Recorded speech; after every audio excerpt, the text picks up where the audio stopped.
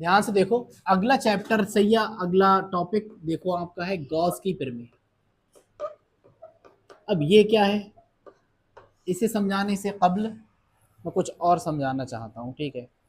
मैंने आपके लिए बताया था कि प्रकृति में मुख्यतः दो आवेश एग्जिस्ट करते हैं। एक होता है धनावेश, से हम प्लस क्यू कहते हैं, एक क्या होता है, इसे हम माइनस क्यू कहते हैं। ये बताया था मैंने, ठीक है।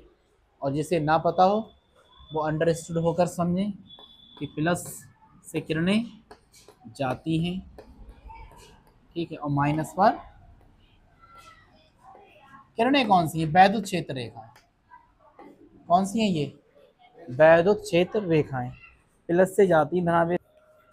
चलो देखो अब आगे मैंने क्या बताया था आपके लिए, क्या बता रहा हूँ, ध्यान सुनो, पेज मत पलटो। धनावेश से वैद्युत क्षेत्र रेखाएं जाती हैं और ऋणावेश पर वैद्युत क्षेत्र रेखाएं आती हैं। ये तो बात कंफर्म है, ठीक, बड़ी ध्यान सुनते रहना, हौले हौले धीरे धीरे, मतलब प्यार व्यार नहीं होने वाला है, सब समझने वाले हैं, ठीक है। तो धनावेश से किरणें जाती हैं और ऋणावेश पर आती हैं, इतना हम ध्यान रखेंगे। वैद्युत क्षेत्र रेखाएं, मैं किरणें कहता हूँ, असल में मेरी आदत पड़ गई किरणें कहने की, लेकिन वास्तव में ये वैद्युत क्षेत्र रेखाएं या वैद्युत बल रेखाएं।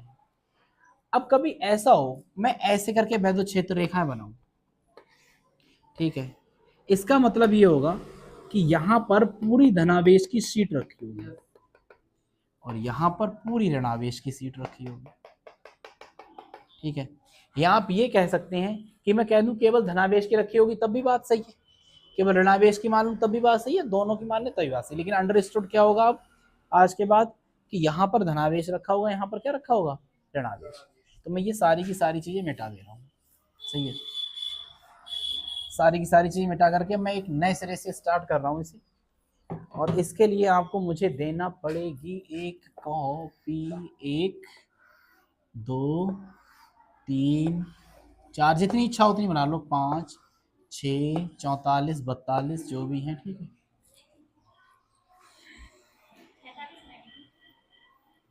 मुझे एक कॉपी दो, ऐसी देना जो वीडियो में सही लगे। तुमने तो खीमा बना रखा है इसका। हाँ बिल्कुल सजी हुई कॉपी वैसे बहुत सही रहती चलो मतलब तो कोई बात नहीं। देखो ध्यान से, ये तल है, इसे कहेंगे तल।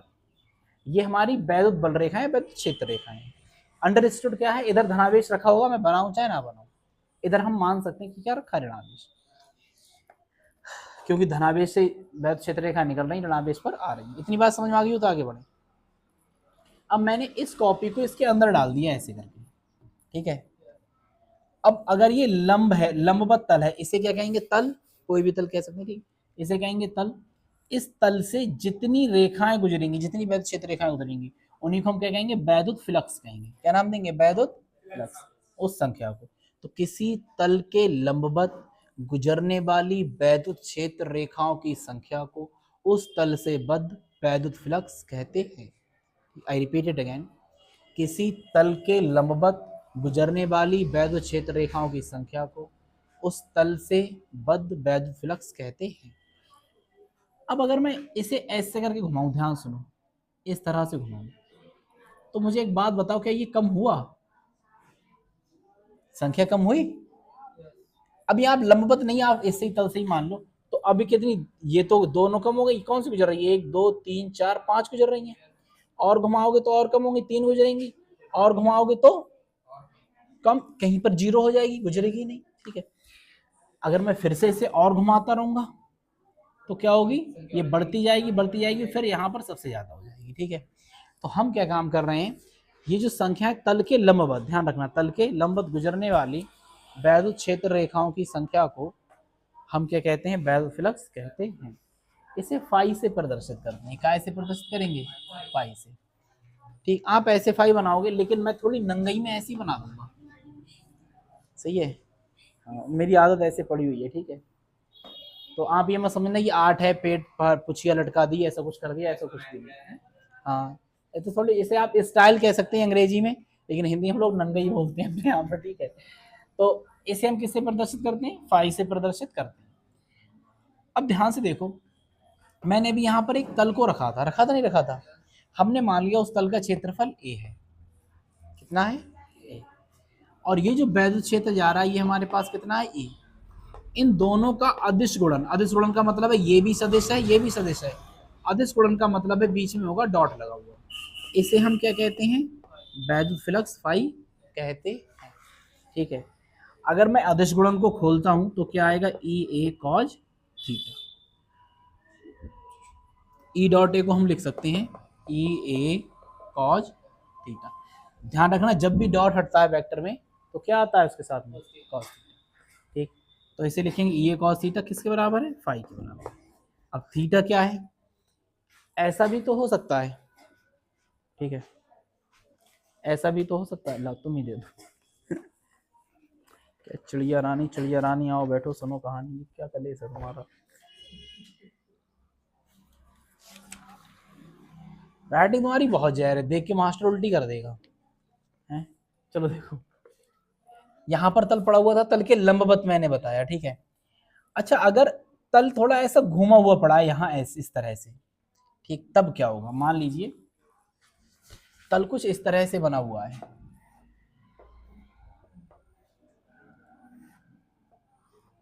थोड़ा सा लेटा हुआ है इस तरह से ये, ठीक, थोड़ा सा घुमा हुआ है।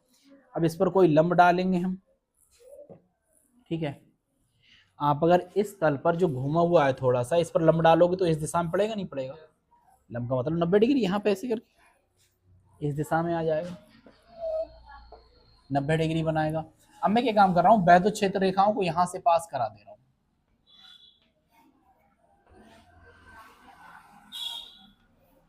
ठीक है। वैद्युत क्षेत्र रेखा मान लीजिए यहाँ से गुजर रही है,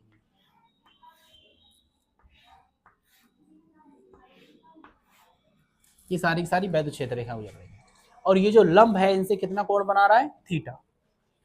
तब ये क्या होगा, ई ए कॉस थीटा। तो यदि तल पर डाला गया लंब, बात को स्टेटमेंट में ध्यान सुनना, यदि तल पर डाला गया लंब वैद्युत क्षेत्र से थीटा कोण बनाए, तब वैद्युत क्षेत्र वैद्युत फ्लक्स जो होगा वो कितना होगा, ई ए कॉज थीटा।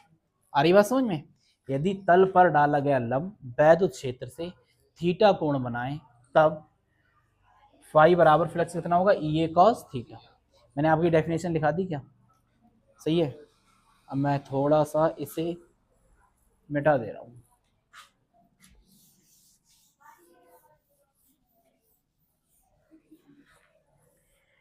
हमारे पास जो निकल करके आएगा वो क्या आएगा, फाई बराबर ई ए, मैंने डॉट को मॉड ही लिख दिया अभी, ठीक है। अगर मैंने मान लिया 0 है तो ये आ गया हमारे पास, ई डॉट ए कर दो आप, कोई दिक्कत नहीं है। अगर मैं निकालूंगा फाई का मात्रक, फाई का मात्रक क्या होगा, तो क्या आएगा, ई का मात्रक,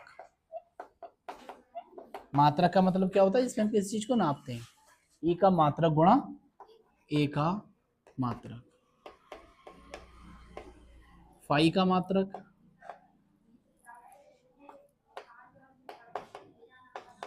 फाई का मात्रक बराबर ई का मात्रक होता है वोल्ट पर मीटर, और ए का मात्रक होता है मीटर का स्क्वायर। वैद्युत क्षेत्र की तीव्रता का मात्रक क्या होता है, वोल्ट बट्टे मीटर, और एक क्षेत्रफल को हम नापते हैं मीटर स्क्वायर में, ठीक है। तो 1 मीटर से 1 मीटर क्या हो जाएगा कस्टम, तो आ जाएगा वोल्ट इंटू मीटर।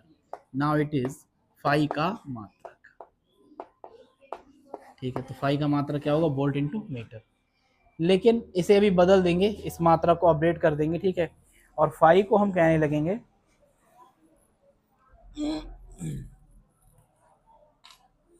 इसका दूसरा मात्रा अगर मैं लिखूं फाई का, ठीक है, फाई का दूसरा मात्रा अगर मैं लिखूंगा तो ये ई को हम कहते हैं न्यूटन बटे कूलॉम, न्यूटन बटे कूलॉम भी होता है, और ए क्या है हमारे पास, मीटर स्क्वायर, ये भी फाई का मात्रक आ जाएगा, सही है। तो अभी आप इतना उतार लो केवल, ठीक है, फटाफट उतारो जल्दी से।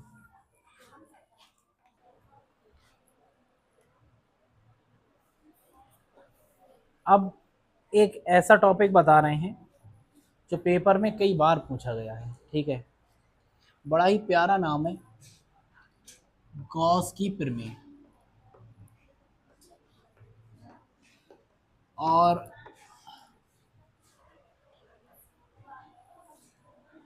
नमस्ते, और आसानी से आप इसे सॉल्व भी कर पाएंगे, ठीक है, रटना बिल्कुल नहीं है, फॉर्मूला याद कर लेना। फाई बराबर क्यू बटे एप्सिलॉन नॉट होता है। क्या होता है? फाई बराबर क्यू बटे एप्सिलॉन नॉट होता है। शस्त्र चाहिए, बस इतना ही काफी है। ठीक है, अगर मान लो कोई भी पृष्ठ है रखा हुआ, कोई भी, उसके अंदर क्यू आवेश रखा है। अब ये आवेश से बाहर जाएंगी वैद्युत क्षेत्र रेखाएं, अगर धनावेश है तो जाएंगी कि नहीं जाएंगी? इससे बाहर जाएंगी। तो जो आवेश इसके अंदर रखा है Q, और एप्सिलॉन नॉट हम कहते हैं निर्वात की वैद्युतशीलता। क्या कहते हैं? निर्वात की वैद्युतशीलता। तो पृष्ठ के अंदर जो उपस्थित आवेश है Q और निर्वात की वैद्युतशीलता का अनुपात बटे क्या नाम देंगे? अनुपात। हमारा वैद्युत फ्लक्स कहलाता है, यही गॉस की प्रमेय है। बस ठीक है, क्या रखा हुआ आवेश Q फ्लक्स के पृष्ठ के अंदर, ठीक है, और निर्वात की वैद्युतशीलता का अनुपात क्या कहलाएगा? वैद्युत फ्लक्स कहलाता है। ठीक है, अब मेरी बात ध्यान सुनो, मैं लिखाया कैसे रहा, तुम्हें याद कैसे करना है। तो गॉस की प्रमेय क्या कहती है? गॉस की प्रमेय के अनुसार किसी भी पृष्ठ से गुजरने वाला फ्लक्स फाई, किसी भी बद्ध पृष्ठ से बद्ध क्यों कह रहा हूं? उसी से इनक्लोज्ड गुजरेगा, मैं फ्लक्स गुजर रहा है उसी के अंदर से तो निकलेगा। ठीक, तो किसी बद्ध पृष्ठ से गुजरने वाला फ्लक्स फाई, उसमें उपस्थित आवेश Q और निर्वात की वैद्युतशीलता एप्सिलॉन नॉट के अनुपात के बराबर होता है। फिर से बता रहा हूं, किसी भी पृष्ठ से गुजरने वाला कुल वैद्युत फ्लक्स फाई, उसमें उपस्थित आवेश Q और निर्वात की वैद्युतशीलता के अनुपात के बराबर होता है। गॉस की प्रमेय क्या कहती है? किसी भी पृष्ठ से गुजरने वाला कुल वैद्युत फ्लक्स फाई, उसमें उपस्थित कुल आवेश Q और एप्सिलॉन नॉट मतलब निर्वात की वैद्युतशीलता के अनुपात के बराबर होता है। ठीक है, ये गॉस की प्रमेय 4 बार बता दी। मेरा कहने का उद्देश्य तो ये था, यहीं बैठे बैठे याद हो जानी चाहिए। ठीक है, यहाँ पर इसके बाद इसे करने के तुम्हारे 2 पैटर्न है, एक है इंटीग्रेशन से और एक है तुम्हारा विदाउट इंटीग्रेशन। मैं दोनों तरीके से करके दिखाऊंगा। ठीक है, तो आप टेंशन ना लें, आपके लिए दोनों तरीके से करके दिखाया जाएगा। ठीक, ध्यान से, पेपर में ये बहुत आती है। ठीक है, गॉस की प्रमेय, सही है, पहले दिन है आज, थोड़ा ध्यान रखना। ठीक, पेपर में ये बहुत आती है गॉस की प्रमेय। इससे पहले मैं कुछ बेसिक चीजें बता दे रहा हूं। एक होता है वृत्त, ठीक है, और एक होता है गोला। पहली बात तो इन दोनों में फर्क पता होना चाहिए कि क्या है। ठीक है, हम निकालेंगे गोले से बद्ध फ्लक्स। फ्लक्स तो कल मैंने बता दिया था, जितनी क्षेत्र रेखाएं निकलेंगी, परसों बताया था, जितनी क्षेत्र रेखाएं निकलेंगी वो हमारा क्या होगा? फ्लक्स होगा। ठीक है, गोला क्या होगा और वृत्त क्या होगा, इन दोनों चीजों को बता रहा हूं। एक चूड़ी जो होती है, चूड़ी जो होती है बिल्कुल इसी फॉर्म में तो होगी, ऐसे करके बनी हुई गोल गोल, ये होती है हमारी वृत्त। साहिल, ये क्या होती है? वृत्त। ठीक, एक चूड़ी जो बनी हुई होगी, अगर आपके हाथ में कड़ा है तो वो क्या है? वृत्त है। ठीक, ये वृत्त है। और अगर हम बात करें गोले की, सही है, तो गोला क्या होता है? जो चारों तरफ से घिरा हुआ हो, जैसे वॉलीबॉल की गेंद, ठीक है, जैसे फुटबॉल, ये गोला होता है, चारों तरफ घिरा हुआ होता है। जैसे ये माइक है, माइक के ऊपर का जो हिस्सा है कैसा है? गोल है। ठीक है, तो ये क्या है? गोल, गोला। और ये वाला क्या है हमारा हिस्सा? वृत्त। ठीक, तो हमें वृत्त पर एनालिसिस नहीं करनी है, किस पर करनी है? गोले पर। अब पहली बात समझ गए गोला क्या है। अब अगर मैं निकालता हूं वृत्त का क्षेत्रफल, तो वो होता है पाई आर स्क्वायर। कितना होता है? Pi r square. आप देखोगे कि गोला सिर्फ, वृत्त सिर्फ एक तरफ से घिरा हुआ है, तो कितना आ रहा है उसका? पाई आर स्क्वायर। लेकिन गोला तो चारों तरफ से घिरा हुआ होगा, तो गोला का कुल क्षेत्रफल जो आता है वो आता है 4 पाई आर स्क्वायर। आ रही बात समझ में? गोले का आप ध्यान कर लेना, वैसे तो ये कक्षा 10 में 9 में पढ़ा दिया जाता है कि गोले का क्षेत्रफल क्या होगा, या गोले का पृष्ठीय क्षेत्रफल, या गोले का संपूर्ण क्षेत्रफल। गोले का क्षेत्रफल जो होता है वो क्या होता है? 4 पाई आर स्क्वायर। यहाँ तक कोई दिक्कत तो नहीं है? ठीक, अब हम शुरू कर रहे हैं गॉस की प्रमेय को।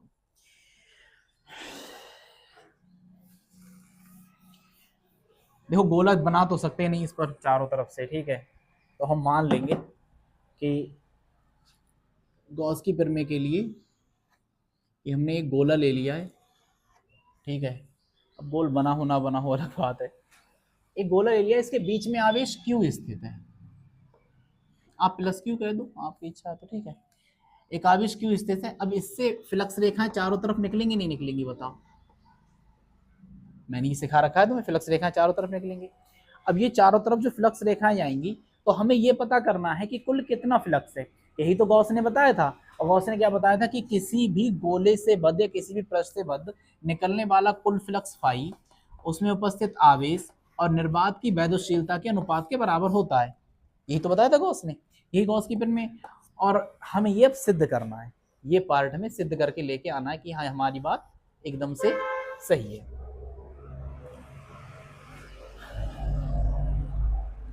तो प्लस Q आवेश बीच में स्थित है। अब मैं पूरे गोले से तो निकाल नहीं सकता एक साथ, तो मैं ऐसा मान लूंगा कि एक छोटा सा अल्पांश ले रहे हैं। अल्पांश का मतलब है छोटा सा टुकड़ा, ठीक है। क्या ले रहे हैं? छोटा सा टुकड़ा। ये तो छोटा सा टुकड़ा ले लिया हमने और इस पर एक लंब डाल दिया, सही है। छोटा सा टुकड़ा लेके इस पर एक लंब डाल दिया। अब इससे गुजरने वाला, हम पूरे से गुजरने वाला नहीं निकालेंगे, हम ये निकाल लेंगे इस छोटे से टुकड़े से गुजरने वाला फ्लक्स कितना होगा। और मैं इस छोटे से टुकड़े से निकालूंगा, बाद में ऐसे कई छोटे छोटे टुकड़े होंगे कि नहीं होंगे बता, ठीक है। इन सभी छोटे छोटे टुकड़ों को जोड़ दूंगा, मेरा आंसर आ जाएगा। समझ में आ गई? तो हमने कह दिया एक छोटा सा टुकड़ा है जिसका क्षेत्रफल क्या है, डेल्टा A1 कर दो आप, क्या कर दो? Delta A1। और इस पर हमने लंब डाल दिया, जो भी मानो आप, n मान लो लंब है। अब यहां से अगर क्षेत्र रेखा निकलेगी तो बिल्कुल ऐसी जाएगी कि नहीं जाएगी बताओ? आवेश से अगर क्षेत्र रेखा निकलेगी तो बिल्कुल सीधी जाएगी। अब इन दोनों के बीच में कोण कितना बन रहा है? 90 कहाँ बन जाएगा? दोनों रेखाएं समांतर है, कोण बन ही नहीं रहा है इनमें। कितनी बन रहा है? कितना बन रहा है? 0, ठीक है। मैं इसे फिर से समझाऊंगा, मुझे पता है भी आपके लिए चीजें अलग अलग चल रही हैं, ठीक है, तो दिक्कत होगी, लेकिन अब इसके आगे आप समझोगे तो सारा का सारा समझ में आएगा। तो हमें क्या मान लेना है? एक अल्पांश। तो हमने एक अल्पांश मान लिया और हमने माना उस अल्पांश से निकलने वाला फ्लक्स कितना है? φ1। कितना फ्लक्स है? φ1, ठीक है। अब मैं φ1 तो नहीं, आप ये कह दो फाई बराबर क्या होता है? EA cos थीटा, यही तो होता है, बताओ। EA cos थीटा मैंने लिखाया हुआ है। हमें पता है चूंकि थीटा बराबर कितना है? 0 डिग्री, है कि नहीं? तब फाई बराबर क्या होगा? EA cos 0। और अगर आपको पता हो cos 0 की वैल्यू कितनी होती है? 1। तो फाई बराबर क्या आ जाएगा हमारे पास? केवल E, ठीक है। अगर मैं कहूं पहले डेल्टा A1 के अल्पांश के लिए, कल नीट का एग्जाम हुआ है, ठीक है, पेपर मिला किसी को? है? अरे कहीं नहीं। पहले डेल्टा A1 अल्पांश के लिए हम क्या मान ले रहे हैं? हमने मान लिया डेल्टा A1 ले रहे हैं, तो इसे क्या मान लूंगा? φ1, यहीं पर देखते रहना, ठीक है। बराबर ये तो हो जाएगा E, ये E सेम रहेगा क्योंकि आवेश सेम है, ठीक है, दूरी भी सेम है, तो E सेम रहने वाला है। ये हो जाएगा हमारे पास डेल्टा A1। अगर मैं बात करूं इसी तरह से दूसरे वाले के लिए, तो φ2 बराबर क्या हो जाएगा? E delta A2। तीसरे वाले के लिए बात करें तो φ3 बराबर क्या हो जाएगा? E delta A3। ऐसे चलते चले जाएंगे आगे, ठीक है। हमें कितने से निकालना है? केवल एक से गुजरने वाला, और बाकी सबको हम जोड़ देंगे, कुल निकल आएगा, ठीक है। तो मैंने एक से गुजरने वाला निकाल लिया। अब ये अगर A2 रहा होगा तो इससे भी गुजरने वाला निकाल लिया हमने, इससे भी गुजरने वाला, सबसे गुजरने वाला निकाल लिया, ठीक है। तो अगर मैं बात करूं पृष्ठ से या फिर गोले से बद्ध कुल फ्लक्स, गोले से बद्ध कुल फ्लक्स कितना होगा? कुल फ्लक्स को हम मान ले रहे हैं फाई। अरे मुझे कुल निकालना है तो मैं सब फ्लक्सों को जोड़ दूं, यही तो करूंगा। तो मैंने पहले वाले को, दूसरे वाले को, तीसरे वाले को इस तरह से जोड़ता हुआ चला जाना है जहां तक पहुंचे। पहले वाले की वैल्यू कितनी है हमारे पास? E delta A1। दूसरे वाले की E डेल्टा A2। तीसरे वाले की E डेल्टा A3। इस तरह से चलते हुए चले जाओगे। आपके लिए सब में ई दिखाई दे रहा है तो ई को तो निकाल लो बाहर, ए को कहाँ निकाल लेंगे, बाहर, ठीक है। ई तो बाहर निकला है, क्या बचा यहाँ पर, डेल्टा A1, यहाँ से भी निकल गया डेल्टा A2, यहाँ से भी निकल गया डेल्टा A3, चलते चले जाओगे। अब इसका मतलब क्या है, ध्यान से देखो, मतलब ये A1 वाले का क्षेत्रफल, A2 वाले का क्षेत्रफल, A3 वाले का क्षेत्रफल, हम सारे के सारे अल्पांशों छोटे छोटे टुकड़ों को जोड़ रहे हैं। अगर मैं छोटे छोटे टुकड़ों को जोड़ दूंगा तो पूरे का क्षेत्रफल नहीं मिल जाएगा, और पूरे का क्षेत्रफल मुझे पता है कितना होता है, तो E, और ये क्या हो गया 4πr², यही तो है फाई के बराबर। फाई बराबर, अब आपके लिए मैंने एक फॉर्मूला बताया हुआ है, E बराबर 1/4πε0 Q/r², बताया हुआ नहीं बताया हुआ है, तो इस E की वैल्यू लगा देंगे यहाँ पर 1/4πε0 Q/r², और यहाँ पर क्या है 4πr²। मुझे एक बात बताओ, r² से r² खत्म, पाई से पाई खत्म, 4 से 4 खत्म, फाई बराबर ऊपर क्या बचा Q, और नीचे क्या बता एप्सिलॉन, क्या यही गॉस की प्रमेय थी, ठीक है। अब इसे मैंने विदाउट इंटीग्रेशन सॉल्व किया है, ठीक है, आपकी बुक में इंटीग्रेशन करके सॉल्व किया हुआ है, समाकलन करके। मैंने समाकलन इसलिए यूज नहीं किया है इसमें, क्योंकि अगर मैं समाकलन का यूज करूंगा तो मैं समझ में आएगा नहीं, ठीक है, लेकिन अब समझ में आ जाएगा आगे जब समाकलन कराऊंगा, इससे और भी दूसरे पैटर्न से भी कराऊंगा समाकलन से, वो समझ में आ जाएगा। तुमने लिख कहाँ तक लिया था, गणना करेंगे, ठीक है, इसमें आगे लिख लो, यदि यदि यदि Q द्वारा उत्पन्न वैद्युत क्षेत्र E और कुल क्षेत्रफल A हो तब, यदि, देखो ध्यान से, हमने क्या काम किया है, गॉस की प्रमेय को हमें सिद्ध करना है, चाहे उत्पत्ति लिख करके आ जाए कि उत्पत्ति कीजिए गॉस की प्रमेय की, चाहे ये आ जाए कि गॉस की प्रमेय को सिद्ध कीजिए, दोनों एक ही चीज है, ठीक है। अब इसमें क्या है, एक हम मान, इसमें सिद्ध क्या करना होगा हमें, गॉस की प्रमेय मैंने आपके लिए बता दी थी, गॉस की प्रमेय कहती है कि किसी भी तल से या पृष्ठ से गुजरने वाला कुल फ्लक्स फाई, उसमें उपस्थित आवेश और निर्वात की वैद्युतशीलता के अनुपात के बराबर होता है, ये बताया था, ठीक है, हमें ये सिद्ध करना है। फ्लक्स क्या होता है, मैंने आपको बता दिया था, फ्लक्स बराबर होता है फाई बराबर E cos थीटा। इसके लिए हम क्या काम करेंगे, एक गोला लेंगे, उस गोले पर एक छोटा सा अल्पांश ले लेंगे जिसका क्षेत्रफल मैंने डेल्टा A1 मान लिया है, ठीक है, डेल्टा A1 नाम का एक हमने छोटा सा क्षेत्रफल ले लिया। अब इससे पूरे गोले से हमें गुजरने वाला फ्लक्स पता करना है कितना होगा, तो पूरे गोले से तो मैं एक साथ पता नहीं कर पाऊंगा, तो मैं क्या कर रहा हूँ, एक छोटा सा हिस्सा ले ले रहा हूँ, उस छोटे से हिस्से से गुजरने वाला हम फ्लक्स पता कर ले रहे हैं। फ्लक्स का फॉर्मूला होता है फाई बराबर E cos थीटा। तो अगर यहाँ पर आप देखोगे तो लंब से इसका कोण जो बन रहा है वो कितना भी नहीं बन रहा है, तो कितना बनेगा 0, तो cos थीटा की जगह पर कितना आ जाएगा 0, तो फाई बराबर क्या आ गया EA, ठीक है। अब देखो ध्यान से, मैंने A तो पूरा लेना नहीं है, मैंने एक छोटा सा क्षेत्रफल ले लिया था A1, तो मैं यहाँ पर फाई 1 पहले वाली जगह लिख दूंगा EA1, दूसरे वाली जगह EA2 दूसरा क्षेत्रफल ले लिया, ऐसे ही तीसरा है EA3, चौथा EA4, इस तरह से चलता हुआ चला जाएगा। अब ऐसे कई टुकड़े होंगे, छोटे छोटे से कई अल्पांश होंगे, अगर मैं सारे के सारे अल्पांश को जोड़ दूं तो कुल फ्लक्स निकल आएगा, तो मैंने कुल फ्लक्स निकालना है तो क्या कर दिया, फाई बराबर फाई 1 फाई 2 फाई 3 सबको जोड़ दिया। फाई 1 क्या है हमारे पास, E delta A1, phi 2 A delta A2, phi 3 E delta A3, चढ़ते चले जाएंगे। E यहाँ पर एकदम सेम है तो E को मैं बाहर निकाल लूंगा, यहाँ बचा delta E1, delta E2, delta E3, ये सारे के सारे चलेंगे आगे, ठीक है।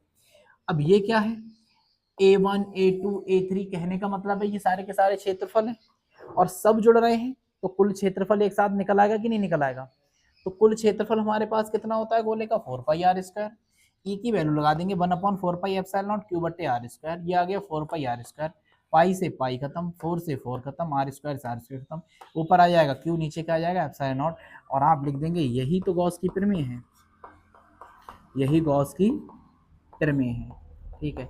इति सिद्धम, बाद में लिखेंगे, अभी मेरे साथ साथ थोड़ी लिखना है, ठीक है। यहाँ पर अंग्रेजी में लिख सकते हो तुम इति सिद्धम, और हिंदी में लिख सकते हो हेंस प्रूव्ड, ठीक है, इति सिद्धम हेंस प्रूव्ड, इतनी सी प्रमेय, और हर अल्टरनेट साल पर लगभग लगभग पूछी जाती है, हर हाल में डेरिवेशन आता है कि आप इसे करके दिखाओ। अब जिसे ये समझ में ना आया हो, वंश देखो, जैसे तुम्हें ये समझ ना आया होगा ये कहाँ से आ गया, ठीक है, ये तो मैं तो ये बता दिया कहाँ से आ गया, E बराबर E कैसे आ गया, तो थोड़ा लेट हो, थोड़ा पेशेंस रखो, और वरना जा करके सर्च कर लेना, सारी की सारी वीडियो पड़ी हुई हैं इसी पर, यूट्यूब पर, ठीक है। इस पे मैं मिल जाऊंगा तुम्हारे लिए, और प्ले लिस्ट आएगी, उस प्ले लिस्ट में सारे के सारे लेक्चर सीरियल वाइज पड़े हुए हैं, ठीक। आप देखोगे वो अभी तक 6-7 हुए तो आप देख लोगे, अगर बहुत ज़्यादा ब्रॉड हो जाएंगे तो नहीं देख पाओगे, तो आपकी सारा का सारा समझ में आने लगेगा, ठीक है। केमिस्ट्री निकाल लो। आवेश का पृष्ठ घनत्व, ठीक है। अब मेरी बात ध्यान से सुनना, पृष्ठ घनत्व, घनत्व का मतलब होगा कोई चीज घनी कितनी है, घनी का मतलब पास पास कितने रखी हुई है या दूर दूर कितनी रखी हुई है, उसे क्या नाम देंगे, घनत्व। पृष्ठ का मतलब है पूरे पृष्ठ पर, अगर मैं इतनी बड़ी मान लीजिए चादर ले लूं, इस चादर पर अगर चीजें दूर दूर हैं तो हम कहेंगे इसका घनत्व कम है, मतलब ये घनी कम है, ठीक है। और अगर ये पास पास है तो इसका घनत्व कैसा होगा, ज्यादा होगा। अब पता कैसे करेंगे हम, तो पूरे को तो एक साथ हम नापने से रहे, ठीक है। तो हम क्या काम कर ले रहे हैं, एक एरिया को नाप ले रहे हैं, कितने एरिया को, एक एरिया। तो एक एरिया में जितना भी आवेश उपस्थित होगा उसे हम घनत्व कहेंगे, आवेश का घनत्व, ठीक। तो अगर मैं फॉर्मूला लिखूं आवेश घनत्व का, आवेश घनत्व का अगर फॉर्मूला लिखें तो होगा आवेश और बटे क्षेत्रफल, ठीक है। आवेश बटे क्षेत्रफल, आवेश को अगर हम Q कह दें, क्षेत्रफल को A कह दें, तो घनत्व जो आता है उसे क्या नाम देते हैं हम, सिग्मा, ठीक है। अब आप इसकी डेफिनेशन दूसरी ऐसी भी दे सकते हो कि आवेश और क्षेत्रफल के अनुपात को हम पृष्ठ आवेश घनत्व कहते हैं, ठीक है। बटे का मतलब क्या होता है, अनुपात, आवेश और क्षेत्रफल के अनुपात को हम पृष्ठ घनत्व कहते हैं, ठीक है। इसे सिग्मा से आवेश घनत्व कहते हैं, इसे सिग्मा से प्रदर्शित करते हैं। अब मैंने आपके लिए एक एरिया बताया, इसका मतलब क्या था, अगर मैं कह दूं आपसे यदि ए बराबर 1 मीटर स्क्वायर हो जाए, ये हमने कितना मान लिया, एक, तो सिग्मा बराबर क्यू बटे 1 हो जाएगा, इसका मतलब सिग्मा बराबर क्या हो जाएगा, क्यू। तो हम कह सकते हैं एक का मतलब क्या होगा, एकांक, एक का मतलब होगा एकांक, एकांक क्षेत्रफल पर उपस्थित आवेश को आवेश का पृष्ठ घनत्व कहते हैं, एकांक क्षेत्रफल पर उपस्थित, एकांक क्षेत्रफल पर उपस्थित आवेश को आवेश का पृष्ठ घनत्व कहते हैं, इसी सिग्मा से प्रदर्शित करते हैं। या आप दूसरी डेफिनेशन ये भी दे सकते हो, आवेश क्षेत्रफल के अनुपात को हम आवेश घनत्व कहते हैं। अगर आपसे कहा जाए इसका मात्रक निकालो सिग्मा का, सिग्मा का मात्रक पूछा जाए तब क्या होगा, क्यू का मात्रक और बटे ए का मात्रक, ठीक है। क्यू का मात्रक बटे ए का मात्रक, तो सिग्मा का मात्रक अगर निकालोगे, ठीक है, तो क्यू का मात्रक क्या होता है, कूलॉम होता है। क्यू मतलब आवेश, आवेश का मात्रक क्या होगा, कूलॉम। और ए क्षेत्रफल, क्षेत्रफल का मात्रक मीटर स्क्वायर, तो फॉर्मूला क्या बनेगा सिग्मा मात्रक का, कूलॉम बटे मीटर का स्क्वायर, ठीक है। ये ध्यान रखना, आवेश का पृष्ठ घनत्व है, ठीक है। अभी आगे रेखीय घनत्व पढ़ेंगे। पृष्ठ का मतलब है मैंने एक पृष्ठ लिया हुआ है, ठीक है, क्या लिया हुआ है, पृष्ठ। पृष्ठ लेंगे तो लंबाई भी होगी चौड़ाई भी होगी, इसका मतलब नीचे क्या आएगा, एरिया, लंबाई चौड़ाई दोनों गुणा करते हैं तो क्या आता है, एरिया, ठीक है, नीचे एरिया आएगा। अब रेखीय घनत्व जब आएगा तो एक रेखा में होगा, इसे मैं बताऊंगा, अभी कंफ्यूज मत हो इसमें, ठीक है। तो आप इतना उतार लो, कहाँ तक उतार लिया था तुमने, यहां से उतार लो, ये दी से आगे का,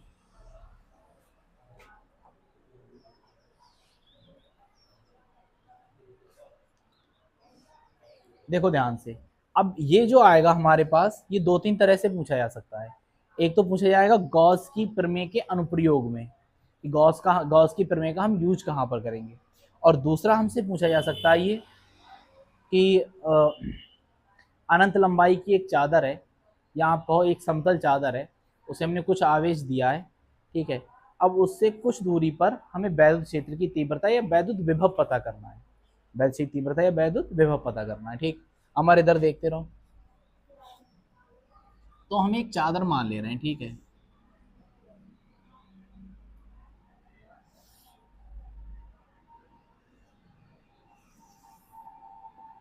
एक चादर है ये, और ये चादर इस तरह से अंदर पड़ी हुई है, इस तरह से, ठीक। हमने इसे प्लस क्यू आवेश दे दिया है अपनी तरफ से, हमने माना एक समतल चादर है और जिसे हमने प्लस क्यू आवेश दे दिया है। अब जब मैं इसे प्लस क्यू आवेश दूंगा एक जगह पर, तो वो एक जगह पर स्थित नहीं रहेगा, ठीक है, क्योंकि ये धातु की चादर है, इसलिए आवेश पूरी जगह एक समान रूप से फैल जाएगा। तो एक समान रूप से अगर ये फैल गया तो हमने कह दिया, इसे हमने क्यू दिया था और इसका क्षेत्रफल हमने मान लिया ए है। कितना क्षेत्रफल है? ए।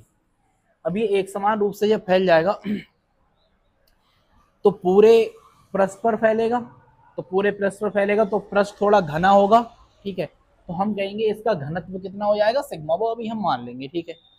अब हमें इससे स्मॉल आर दूरी पर, इससे कोई बिंदु स्मॉल आर दूरी पर है, मान लीजिए, सॉरी एल दूरी पर मान लो, एल दूरी पर कोई बिंदु है पी, इस पर हमें वैद्युत क्षेत्र की तीव्रता पता करनी है कितनी होगी, ठीक है।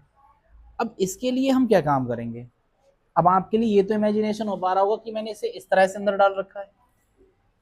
इसके लिए हम एक बेलन मान लेंगे, इस तरह से बेलन मान लेंगे, और ऐसा बेलन मानेंगे जिसकी लंबाई 2L है और इसके अंदर ये ऐसे पड़ा हुआ है और इसके अंदर चादर पड़ी हुई है।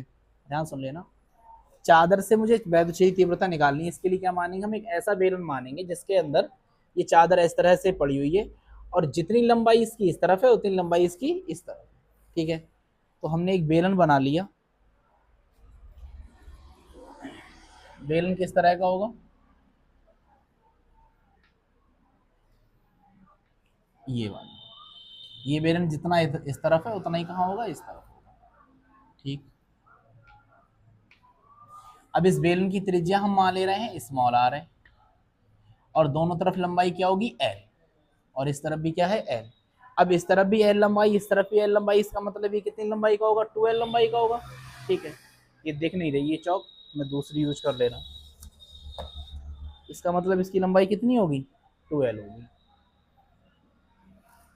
ठीक है।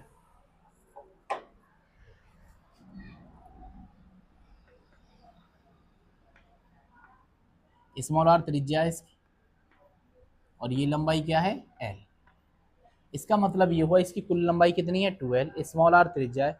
अब मुझे एक बात बताओ, अगर तुम समझ पा रहे हो इतने दिनों से पढ़ाया हुआ, तो ये प्लस है क्या, ठीक है, और प्लस से तो चुंबकीय क्षेत्र रेखाएं जाती हैं, तो चुंबकीय क्षेत्र रेखाएं जो निकलेंगी वो कुछ इस तरह से नहीं निकलेंगी। मैंने यहाँ पर चादर को डाल रखा है इस तरह से, इसके अंदर प्लस पूरे पे फैला हुआ है, इस तरह से निकलेंगी चुंबकीय क्षेत्र रेखाएं, ठीक है। तो यहाँ पर वैद्युत क्षेत्र जाएगा इस तरफ वैद्युत क्षेत्र जाएगा, ऊपर नीचे के जाने वाला है नहीं ना। अब एक चीज पता चल गई हमें कि ये वैद्युत क्षेत्र जा रहा है इस तरफ से, और मैंने आपके लिए बताया था कि अगर मुझे यहाँ पर वैद्युत क्षेत्र की तीव्रता निकालनी है तो हम क्या काम करेंगे कि इससे गुजरने वाला पहले फ्लक्स निकाल ले रहे हैं कितना होगा, ठीक है। इससे गुजरने वाला हम फ्लक्स निकाल ले रहे हैं। फ्लक्स का मतलब क्या होता है, फिर से समझो, फ्लक्स का मतलब होता है कि जो भी पृष्ठ है जो भी पृष्ठ है उससे कितनी चुंबकीय क्षेत्र रेखाएं निकल रही हैं। अब चादर तो यूं पड़ी हुई है अंदर ऐसे करके, ठीक है, ऐसे अंदर पड़ी हुई है चादर, तो फ्लक्स रेखाएं तो केवल यहां से निकलेंगी ना, ऊपर नीचे से तो नहीं आएंगी। तो हम क्या काम कर रहे हैं इसके लिए, अगर मुझे इससे निकालना है कि कुल फ्लक्स कितना गुजरेगा इस बेलन से, तो मैं कह दूंगा भैया कि इसका जो क्षेत्रफल है इससे गुजरने वाला फ्लक्स, ये जो क्षेत्रफल है इससे गुजरने वाला फ्लक्स, और प्लस इसके चारों तरफ से गुजरने वाला फ्लक्स। आ रही बात समझ में? अगर मुझे बेलन से गुजरने वाला कुल फ्लक्स निकालना है तो मैं क्या काम करूंगा, इससे गुजरने वाला कुल फ्लक्स निकालना है, एक ये हो गया, एक ये एरिया इस तरफ जो जा रहा है इससे गुजरने वाला फ्लक्स, एरिया ये इस तरफ गुजरने वाला फ्लक्स, और ये चारों तरफ गुजरने वाला फ्लक्स, कुल फ्लक्स निकला है निकला आएगा। इसे हम कहते हैं वक्र पृष्ठ जो चारों तरफ है, क्या नाम देते हैं, वक्र पृष्ठ, और इसे कहते हैं अनुप्रस्थ काट का क्षेत्रफल। तो हम कैसे करके लिखेंगे कि बेलन से, इतनी बात समझ में आ गई, ठीक है, बेलन से गुजरने वाला कुल फ्लक्स, अगर मुझे निकालना है बेलन से गुजरने वाला कुल फ्लक्स, तो ये किसके बराबर होगा, पहला मैं कह दे रहा हूं अनुप्रस्थ काट के क्षेत्रफल से गुजरने वाला फ्लक्स। आ रही बात समझ में? अनुप्रस्थ काट का मतलब इस वाले क्षेत्रफल से गुजरने वाला फ्लक्स, इस वाले से गुजरने वाला फ्लक्स, तो हम कह दे रहे हैं अनुप्रस्थ काट के क्षेत्रफल से गुजरने वाला फ्लक्स, और इसमें प्लस कर देंगे हम कौन सा वाला फ्लक्स, वक्रप्रस्थ चारों तरफ वाला। ठीक है, ये अनुप्रस्थ काट का तो हो गया, चारों तरफ वाला, वक्रप्रस्थ से गुजरने वाला फ्लक्स से गुजरने वाला फ्लक्स। ठीक है, ये आ गया हमारे पास कुल फ्लक्स का फॉर्मूला। अब कुल फ्लक्स को मैं कह दे रहा हूँ, कुल फ्लक्स हमारा फाई है। कितना है?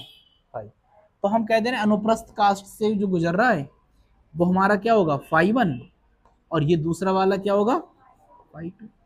ठीक है, अनुप्रस्थ कास्ट से गुजरने वाले को हमने क्या कह दिया, फाई 1, और इससे गुजरने वाले को क्या कह दिया, फाई 2। आसान है। अब हम सबसे पहले क्या काम करते हैं, लंब डालते हैं। अच्छा, एक काम और कर लो, फाई बराबर, इसका मैं फॉर्मूला लगाऊंगा तो क्या आएगा, ई ए कॉस थीटा। ये तो मैंने लिखा रखा है ना, ई ए कॉस थीटा, और दूसरे वाले का भी क्या आएगा, ई ए कॉस थीटा। लेकिन ये मैं 1 ले रहा हूं तो E1 A1 cos theta 1, E2 A2 cos theta 2। सही है। अब पहले वाले के लिए हम बात कर रहे हैं, पहला वाला क्या है हमारा, अनुप्रस्थ काट का क्षेत्रफल। तो E1 इसे रहने दो ऐसे ही, A1 इसे भी अभी ऐसे रहने दो, कॉस थीटा पता कर लो इसका कितना है, किससे, अनुप्रस्थ काट का। और थीटा क्या होता है, लंब से वैध क्षेत्र का बनने वाला कोण। तो लंब तो आप इस तरह से डालोगे ना इस पर, अरे भाई लंब हमारा यहाँ पर जो पड़ेगा वो इस तरफ पड़ेगा परपेंडिकुलर, क्योंकि मैं ऐसे ले रहा हूँ इस तल को, तो परपेंडिकुलर ये होगा। तो लंब के बीच और इसके बीच कितना कोण बनेगा, नहीं बनेगा ना, 0। इसके बीच क्या बन रहा है, 0। तो क्या आ जाएगा हमारे पास, 0 डिग्री, प्लस का E2 A2। अब थीटा 2 का मतलब है वक्रप्रस्थ से, इससे, तो मैं इस पर लंब डाल दूंगा। अब ये वैध क्षेत्र इस तरफ जा रहा है, ये इस तरफ जा रहा है, तो कितने डिग्री का बन रहा है, 90 डिग्री का। ठीक है, तो ये क्या आ जाएगा, कॉस 90, और ये हमारा कुल फ्लक्स के बराबर चल रहा है। फाई बराबर, इसे हम कह देंगे E1 A1 कॉस 0 की वैल्यू कितनी होती है, 1, E2 A2 कॉस 90 की वैल्यू 0। ये आ जाएगा फाई बराबर E1 A1, एक की दुगुना होगी वही आ जाएगा, और ये टोटल कितना हो जाएगा, 0। तो फाई बराबर आ जाएगा E1 A1, कॉस 0 है तो उतना ही रहेगा वो। ठीक है, अब ध्यान से सुनो, हमने मान लिया कि जो E1 है हमारा वो किसके बराबर है, E के बराबर।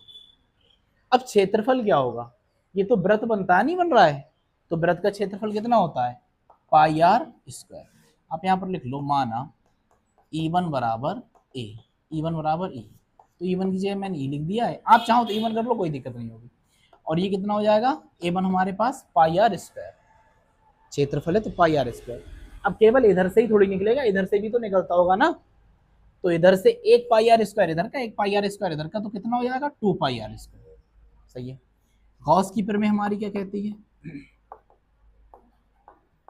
गॉस की प्रमेय हमारी कहती है कि फाई बराबर होता है हमारा Q बटे एप्सिलॉन नॉट। तो मैं इस फाई की जगह पे लगा दूंगा Q बटे एप्सिलॉन नॉट, और ये आ गया हमारे पास 2E पाई आर स्क्वायर। ठीक है, अभी मैंने आपके लिए जस्ट फॉर्मूला लिखाया हुआ है कि सिग्मा बराबर होता है Q अपॉन ए।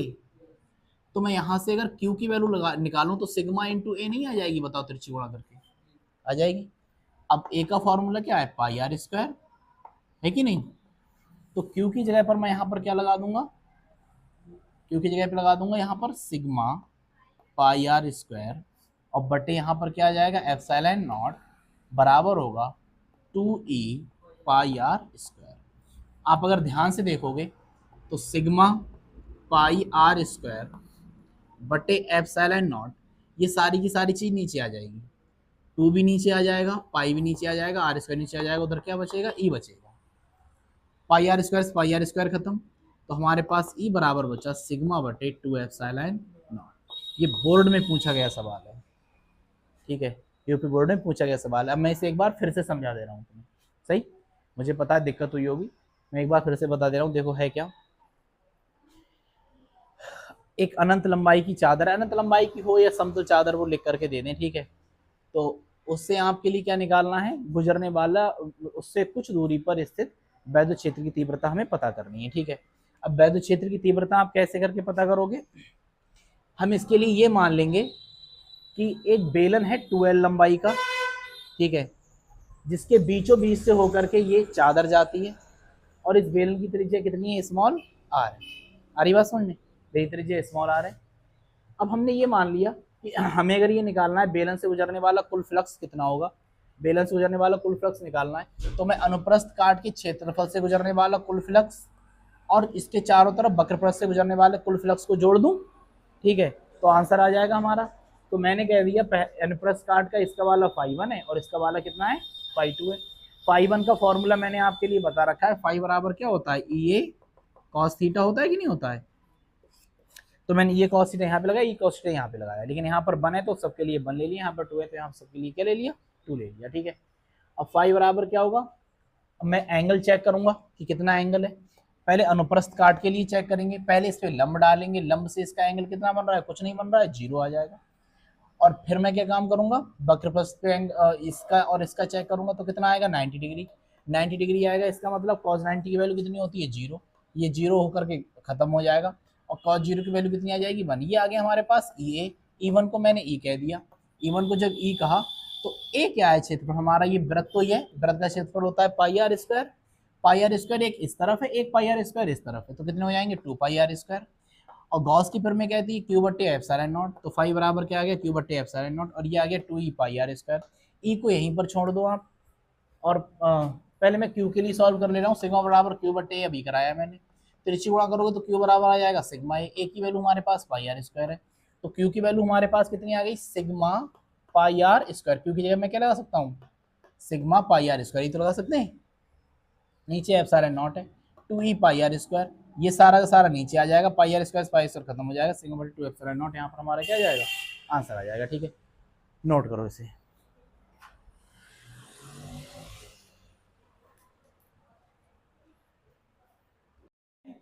आवेश का रेखीय घनत्व, यही है ना, आवेश का रेखीय घनत्व, इसमें क्या होगा देखो,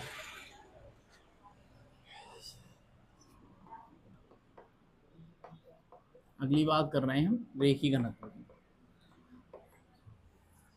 तो मैंने डेफिनेशन लिखाई है, एकांक लंबाई पर उपस्थित आवेश को आवेश का रेखीय घनत्व कहते हैं, ठीक है। एकांक लंबाई पर उपस्थित आवेश को, मतलब उपस्थित क्या रहेगा, आवेश, और किस पर उपस्थित रहेगा, लंबाई पर, ठीक है। तो आप इसकी डेफिनेशन ऐसे भी दे सकते हो, आवेश और लंबाई के अनुपात को हम क्या कहते हैं, रेखीय घनत्व कहते हैं। इसे लैम्डा से प्रदर्शित करते हैं, ये लैम्डा होगा, आवेश को कैसे लिखते हैं, क्यू से, लंबाई कैसे लिखते हैं, एल से, तो लैम्डा बराबर आ जाएगा क्यू बटे एल, ठीक है। अगर मुझे निकालना है लैम्डा का मात्रक, तो क्या होगा, क्यू का मात्रक बटे एल का मात्रक, तो लैम्डा का मात्रक अगर निकालेंगे, क्यू है आवेश, आवेश का मात्रक क्या होता है, कूलॉम, और एल लंबाई है, लंबाई का मात्रक क्या होता है, मीटर, तो क्या होगा इसका मात्रक, कूलॉम बटे मीटर, ठीक है। अगर हम ऐसा कर लें, हमें पता है लैम्डा बराबर क्या है, क्यू बट्टे एल, यदि हम एल बराबर 1 मीटर कर लें तब क्या होगा, लैम्डा बराबर क्यू, एल की जगह पर कितना आ जाएगा, 1, तो यहाँ पर होगा लैम्डा बराबर क्यू के, तो हम कह सकते हैं एकांक लंबाई, एक को क्या कहते हैं, एकांक लंबाई पर उपस्थित जो आवेश होगा उसे क्या कहेंगे हम, लैम्डा, या फिर आवेश का रेखीय घनत्व कहते हैं। बताओ,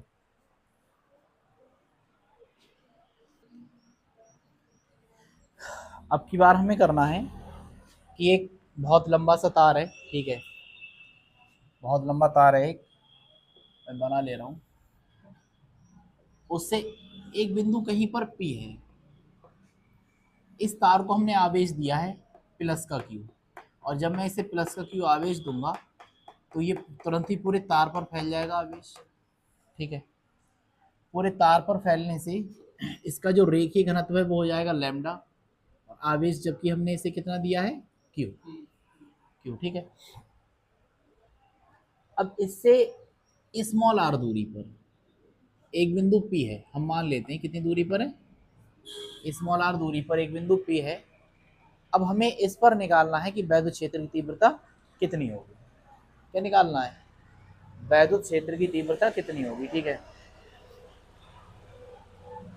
इसके लिए हम क्या काम करेंगे, कल भी हमने बेलन की कल्पना करी थी, आज भी हम क्या काम करेंगे, बेलन की कल्पना करेंगे। एक ऐसा बेलन मानेंगे जिसकी अक्ष यह तार है, ठीक है। बेलन मारने का साधन कहाँ गया मेरा, है। तो हम एक ऐसा बेलन इसकी तरफ, इसके चारों ओर मान लेंगे घिरा हुआ, कि जिसके बीच से क्या होकर के जाएगा, ये तार होकर के जाएगा इस तरह से, और इसकी दूरी कितनी होगी, स्मॉल आर, मतलब कुछ इस तरह का बेलन बनेगा ये।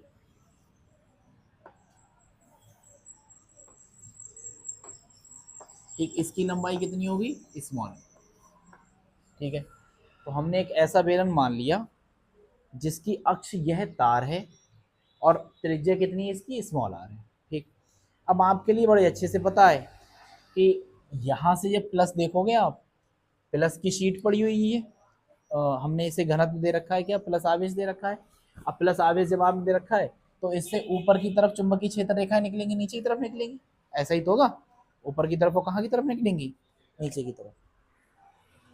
अब यहाँ से चुंबकीय क्षेत्र रेखा मान लीजिए ये निकली, और यहाँ पर मैं लंब डालूंगा एक, यही तो कर रहे थे कल भी, ठीक है। इसी तरह से यहाँ पर क्या चुंबकीय क्षेत्र रेखा इस तरफ निकल पाएंगी, नहीं, ठीक है। तो ये शीट है, मैंने इसे आवेश दिया है, तो यहाँ से निकलेंगी, यहाँ से निकलेंगी, यहाँ पर से तो निकल नहीं पाएंगी, यहाँ पर तो आवेश नहीं, थोड़ी ऐसे थोड़ी आती है आवेश, ठीक है। तो यहाँ से चुंबकीय क्षेत्र रेखा नहीं निकलेगी, तो यहाँ से हमारा ई निकलेगा, और ये हमारा हो जाएगा पहला नॉर्मल, मतलब हमने एन कह दिया इसे, और इस पर मैं एक डाल लूंगा लंब, जिसे हम क्या नाम दे देंगे, एन2, सही है। अब हमारे लिए निकालना है इससे गुजरने वाला कुल फ्लक्स, ठीक है। तो हम कहेंगे बेलन से गुजरने वाला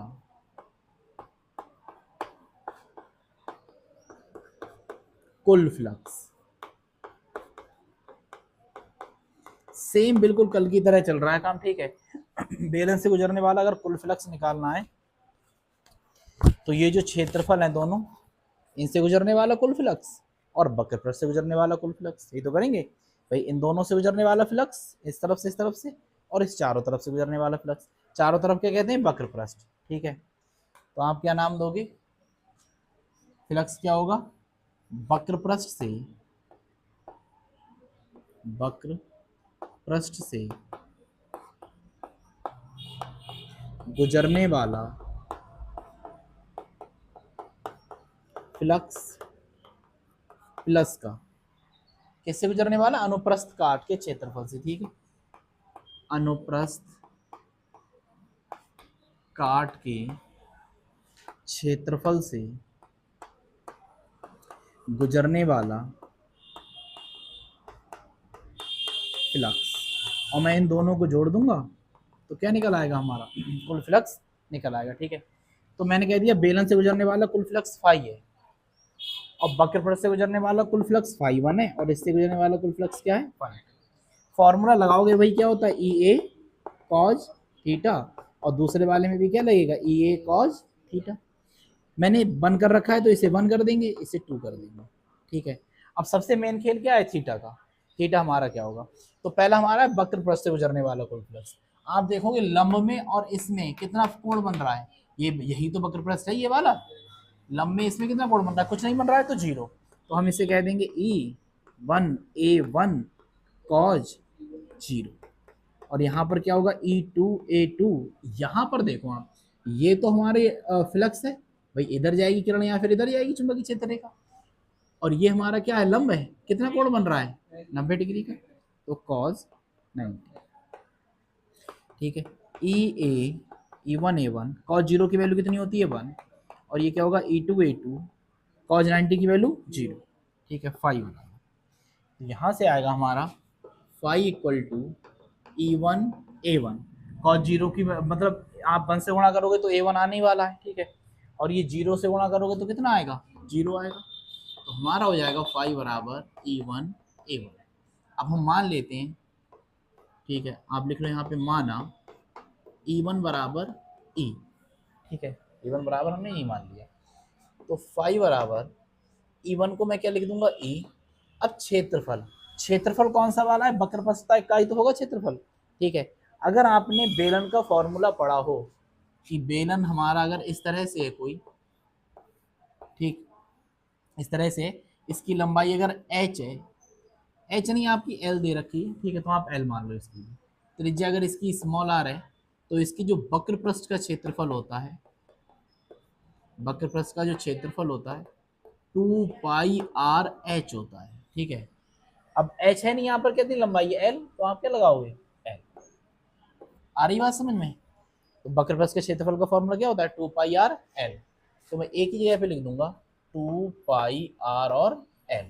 यहाँ पर हमारी गॉस की प्रमेय कहती है, गॉस की प्रमेय से फाई बराबर क्या है Q बट्टे एप्सिलॉन नॉट, ठीक है। लेकिन अभी मैंने आपके लिए बताया है कि लैम्डा बराबर क्या होता है Q बट्टे L होता है, ठीक है। तिरछी गुणा कर दोगे तो Q बराबर क्या आ जाएगा, लैम्डा L आ जाएगा, बताओ, Q एकम Q और लैम्डा L आ जाएगा। तो फाई बराबर यहाँ पर Q की जगह क्या लिख दोगे, लैम्डा L बटे एप्सिलॉन नॉट, ठीक है। अब बस यहाँ पर देखो, ये वाला तो कंटेंट हमारे पास था ना, फाई बराबर E2 पाई आर एल, ये तो हमारे पास था, ठीक है। फाई की जगह पर मैं क्या लगा सकता हूँ, Q बट्टे epsilon not E2 pi R L, और Q की जगह पर क्या लगा सकते हैं हम, लैम्डा एल बटे एप्सिलॉन नॉट बराबर E2 पाई आर एल।